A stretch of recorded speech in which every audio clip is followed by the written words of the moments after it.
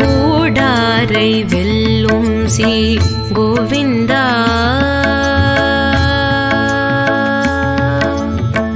கூடாரை வெல்லும் ஸ்ரீ